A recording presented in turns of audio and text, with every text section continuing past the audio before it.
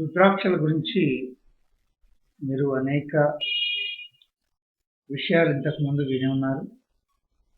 రుద్రాక్షల పైన ఈ ఇటీవల కాలంలో కొన్ని మంచి పుస్తకాలు కూడా రచయితలు రాయటం జరిగింది.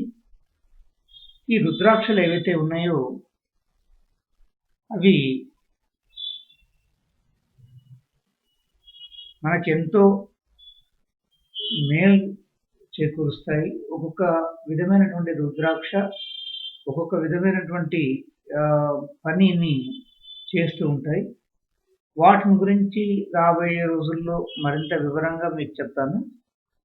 ప్రస్తుతం ఈరోజు ఏకముఖి రుద్రాక్ష, దీన్ని ఏకముఖి రుద్రాక్ష అంటారు. ఈ ఏకముఖి రుద్రాక్ష ఏదైతే ఉందో ఈ ఏకముఖి రుద్రాక్షని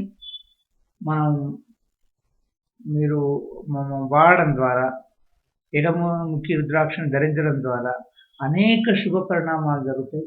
ఆరోగ్యపరంగా కానివ్వండి, ఐశ్వర్యపరంగా కానివ్వండి, పేరు, కీర్తి, యశస్సు పరంగా, తర్వాత అనేక కార్యాలు కార్య సానుకూలత కొరకు ఈ యొక్క ఏకముఖి రుద్రాక్ష అనేది చాలా ప్రాముఖ్యత పొందినటువంటి, చాలా ముఖ్యమైనటువంటిది, ఎంతో ధర కలిగినటువంటిది కూడా ఇది మన ఈ రుద్రాక్షని పరీక్ష పెట్టడం చాలా సులభం. సరిగ్గా రుద్రాక్షని 2 రాగి బిళ్ళల మధ్య లేదా రూపాయి బిళ్ళల మధ్య ఉంచేస్తే కనుక ఇది గుండంగా తిరిగిపోతుంది, ఆటోమేటిక్గా గుండంగా తిరుగుతుంది.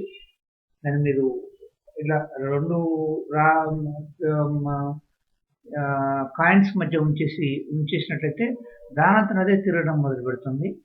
దాని ద్వారా ఇది రుద్రాక్ష కరెక్టా కాదా అనేది సులభంగా తెలుసుకోవచ్చు. ఇది చాలా సులభమైన పరీక్ష రుద్రాక్షకి. అది ఏ ముఖి రుద్రాక్ష అయినా కూడా చాలా సులభమైనటువంటి విషయం. ఈ ఏకముఖి రుద్రాక్షను ధరించడం అనేది ఎంతో శుభకరమైనటువంటిది. దీన్ని ప్రతి ఒక్కరు కూడా వీలైనంతగా, వీలైతే ఎవరి శక్తి సామర్థ్యాలను బట్టి, ఎందుకంటే ఇది చాలా అరుదుగా లభిస్తుంది, ఖరీదైంది కాబట్టి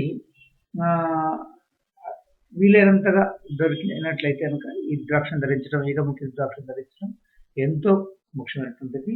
మనం రాబోయే రోజుల్లో మరింతగా మిగతా రకాలు ఏవైతే ఉన్నాయో సుమారుగా 16 ముఖాల వరకు, 14 ముఖాల వరకు ఇలా రకరకాల రుద్రాక్షలు లభిస్తూ ఉంటాయి. వాటన్నిటిని గురించి రాబోయే తరగతుల్లో నేను మీకు మరింతగా చెప్పడానికి ప్రయత్నం చేస్తాను. ఈ రోజుకైతే ఈ యొక్క ఏకముఖి రుద్రాక్షని మీరు చూశారు కదా, నేను మీరు పరీక్ష చేసి చూడండి కావాలంటే, ఇది ఒరిజినలా కాదా, ఇది స్వచ్ఛమైనదా కాదా అనేది మనం తెలుసుకోవడానికి ఇప్పుడు ఈ తరగతిలో చూద్దాం.